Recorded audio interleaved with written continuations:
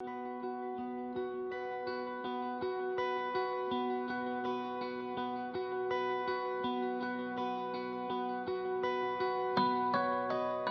got married. Shortly after we got married, we wanted to start having a family. We both wanted to have children, and it was part of our plan, wanted to have a family. Somewhere around, I think the 4 or 5 year mark, we kind of started saying, hey, you know what? It's not happening. We may be having some challenges here. And so that's kind of when we started going to the doctors and trying to find out if maybe, what was going on? How come we were not able to have children? I went to the doctor, and the doctor was not very positive about what he was finding, and kind of just gave me a heads up saying, you know what, it's going to be really hard for you to get pregnant. And if you do get pregnant, it's just going to be a challenge. And then we even went to go see an infertility specialist. We went to go talk to an infertility specialist, and he kind of looked at our case, and then he said something to us that kind of really gave us some direction, because he kind of said to us, he said, yeah, you guys are not going to be able to have children, and in the natural way, it's not going to happen. Your only hope is infertility, is in vitro, and maybe that might not even work. We came back, we had our prayer partners just stand in agreement with us and see if this is the route that God would want us to go in a medical route, and we just didn't have peace with it. So really, I think at that point it was a turning point for us, and we just kind of said, you know what, we're just going to keep trusting God, keep praying, keep believing, and keep looking to God that He'll make a way. About a year and a half later, all of a sudden, I wasn't feeling very good, and I was like, man, I'm not feeling very well. What's going on here? Took a test, and I was pregnant. We were just really blessed that God would give us this miracle. Even that pregnancy itself was a pretty challenging pregnancy for Anne Marie. Just had a lot of different challenges. At one point, Layla was going to come early. I think it was going to be like 33 weeks, something like that. And so sure enough, she just about got to 37 weeks. I think it was 36 weeks, 6 days.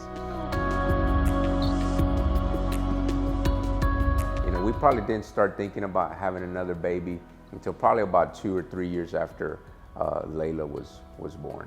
And we were just going to ask for another miracle. We asked God, you gave us one, we know you can do it again. And I think for Anne Marie and I, it kind of went by really quickly. 4 years, 5 years, and then I think at the 5 year mark, we were like, wow, it's been 5 years and we still don't have another baby.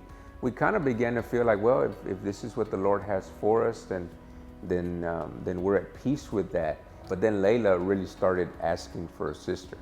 She starts asking for a sibling, and she starts wondering why she's just her. She's by herself. I remember Anne Marie started telling Layla, hey, you want a sister, start praying, start asking God. 6 years after Layla, we got pregnant with Ava. We were for sure it was a boy, because we were like, well, Lord, if you're going to give us a second one, we're going to get our pair and that's done, and little did we know that God was answering Layla's prayer. I remember clearly we told Layla on the day that it snowed here in the valley, and we told Layla that we had another surprise for her, and we told her, she's going to be having a baby sister. Picture, right? What have you been praying for? A baby. And Jesus has got mommy a baby. There's a baby in mommy's belly. Yes. Are you happy? Yes. You're gonna be a big sister. Are you excited? Come give mommy hugs. I'm so happy for you. The pregnancy, was going pretty much as normal. Everything was going well, 4 months, 5 months, 6 months, 7 months, and then it kind of a similar process started happening again that had happened with Layla.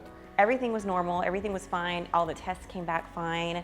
And when I went to the specialist is when we found out that Ava was showing signs that she was going to have a heart defect. This condition is about 2% of all congenital cardiac conditions.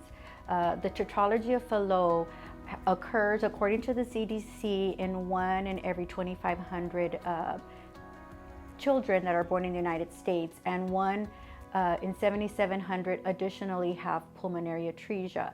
But having both conditions at the same time, it's about 0.7 in every 10,000 births. So it is a very rare. It's 2% of all the congenital heart diseases that neonatals are born with. I remember we kind of left there and it just kind of felt like we're not even clear as to what she told us, other than there's something that we noticed with your baby's heart. And so that was, that was heartbreaking to hear. It was a tough night. It was hard to sleep that night. All through the journey of the baby being developed, I prayed because I knew she had waited so long, and I wanted them to have a healthy baby. And so it really was a shock. I was here doing a leadership training for the leaders of the church, and at the end of the leadership training, she came up and gave me a hug, and then she began to cry because at this point, she had gotten the report that something was wrong with the baby. The scripture that we were to hold on to, that I was personally holding on to, was the scripture about that God would complete what he began. And so we knew he began a miracle, a work, and so we just trusted that he would bring it to completion. And so we stood upon that. I remember even in our first conversation was at the kitchen table, and we were kind of, sitting in the news, not necessarily saying like what's going to happen, what are we going to do, and that, I think probably we thought those things, but we didn't really voice them out. We just kind of sat in the news and said, all right, God has gotten us through a lot of things, and we have gone through many trials, and this is probably going to be the hardest, but we know he's with us, and we know he didn't bring this miracle to us to take her away. So we're just going to walk it out in faith.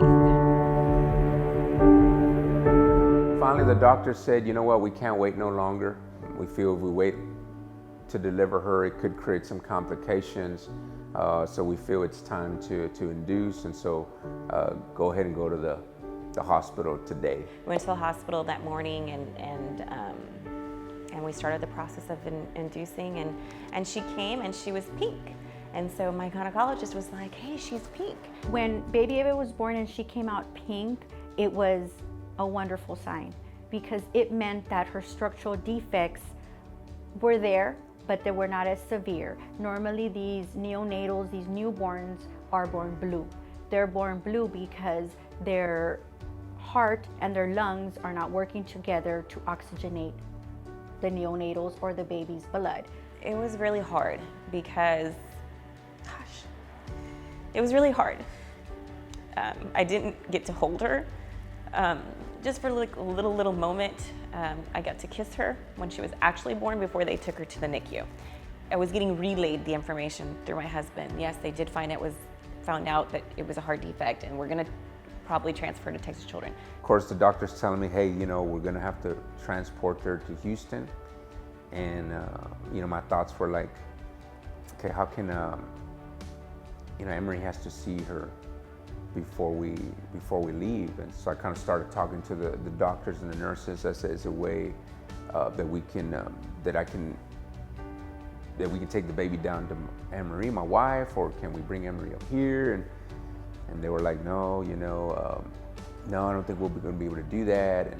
And so I just kept kind of talking to different people to see if we could do that once they told me that we were going to have to transport her. And finally, when the team from Houston got there, I told them the same thing, and they said, absolutely. I said, before we leave, we will take the baby down to wherever your wife's at and give her an opportunity to see her. I was in bed, and the Texas Children's flight team, they are so gracious. They allowed me to say bye to her as they were gonna wheel her off and go into the plane.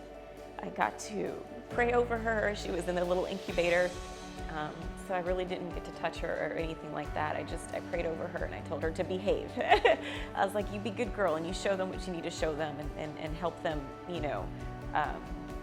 figure out what our next steps are.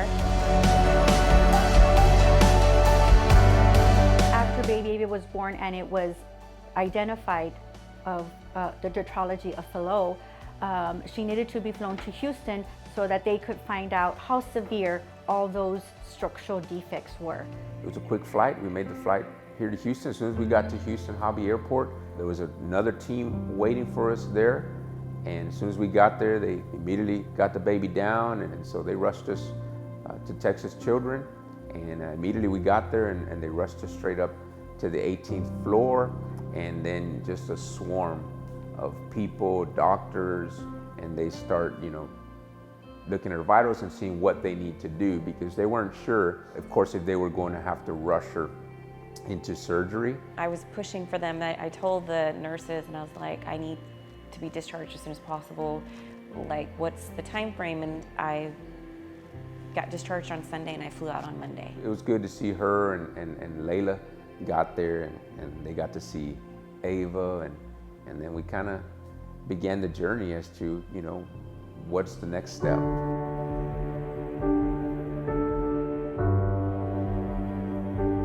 And so I think at that point is when they start letting us know exactly and all the details of what they've discovered in her heart. And so they tell us, what the condition is, pulmonary atresia with a VSD and MAPCUS. It was a miracle, and they didn't have to do any procedure on her at all. She was there in the NICU for 19 days, and she progressed from being intubated, like a breathing machine. They took that out. They put another, like a CPAP, which just blows air in her nose, and then she progressed from that to just the cannula, which is like less breathing into her nose, to not having to do any of that. Like, she was on room air. She was doing great. Her, oxygen level was good.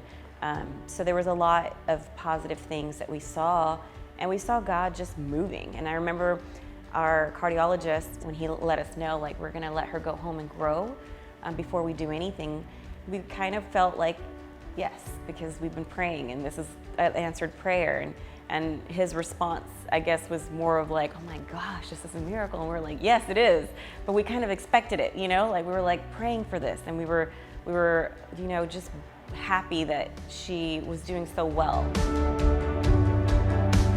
Well, we've been there almost 3 weeks, and they kind of start saying, you know what, we believe she's gonna be okay to go home, and we can delay the surgery, and she is gonna need a procedure done, but the longer we can wait, the better. I don't think we had any problems really with her until December, where she got RSV.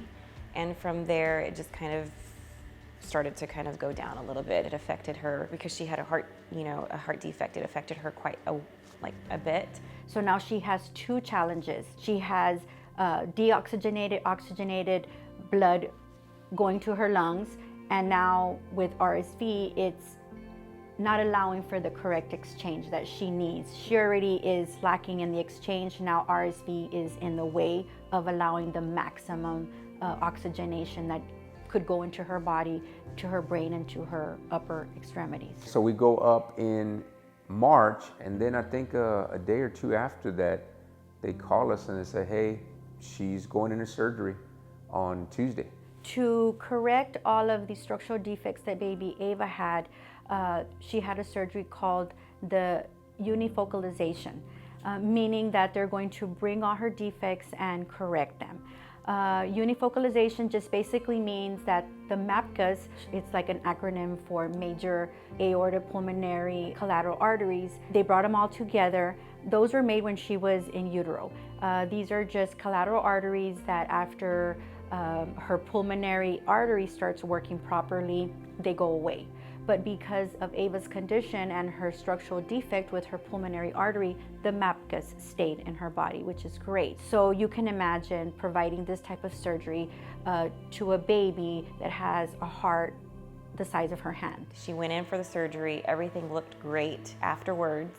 The nurses said, the first 2 days are the best days to go home and rest because she's completely sedated and she's not going to be waking up. We're not going to wake her up yet. And so we said, okay, well then we'll go ahead and we'll leave. We get in the car and we just pull out of the garage, and then we get a call. And we got a phone call stating that we needed to come back, that our child had coded.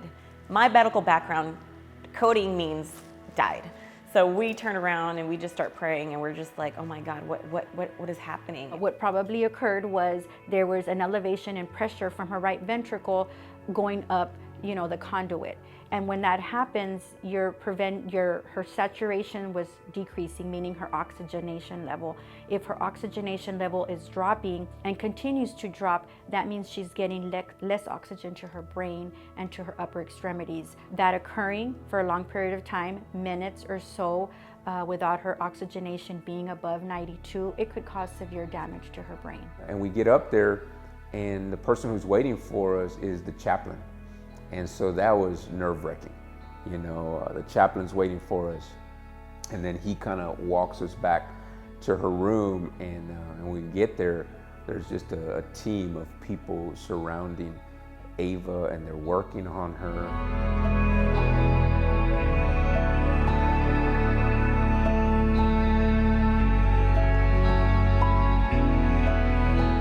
She just had a hard time recovering.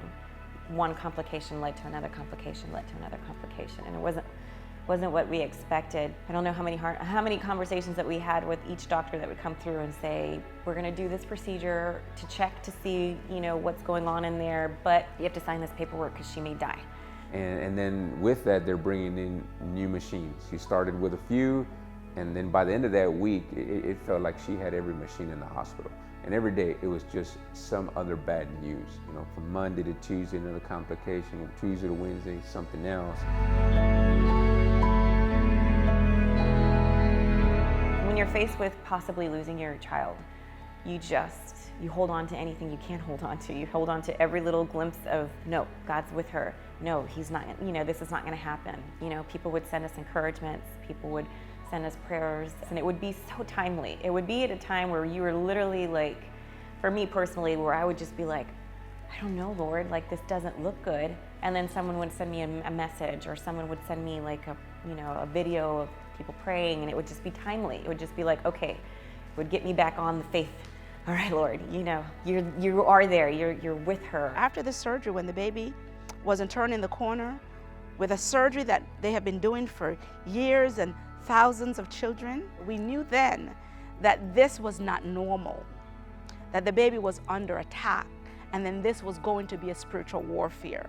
I got to the place where I said to the Lord, this baby will not die, this baby will live and declare the works of the Lord.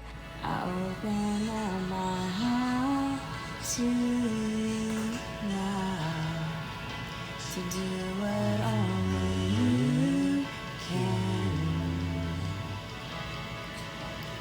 Jesus, have your way in me now. And then towards the end of that week, one of the docs there, he did a great job communicating with us and the way he was caring for her. But he told us, look, Edie, because I don't know, we don't know what's wrong. We're trying to figure it out, and we don't know what it is, and we just don't know what is going on and why she's not responding well, and how come she's not recovering. And I just assured him, I said, look, Doc, I said, you keep doing your best. I said, and I said, we'll back you up. I said, you do the natural. I said, we'll back you up in the supernatural. There's nothing else the physicians could have done to do a better surgery, make a better correction or corrections to her heart.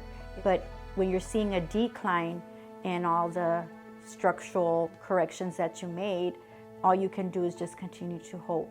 And after that, God takes over and prayer takes over, and you just hope that whatever, as a medical person, you just hope that God leads the rest of the way.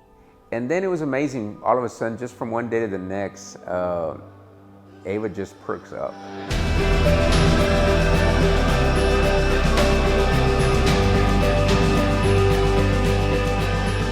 can just see her personality. She's upbeat, she's got energy, she's smiling, and even the doctors see it. They come in and they're like, wow, look, from one day to the next, this is who we wanted to see, they said.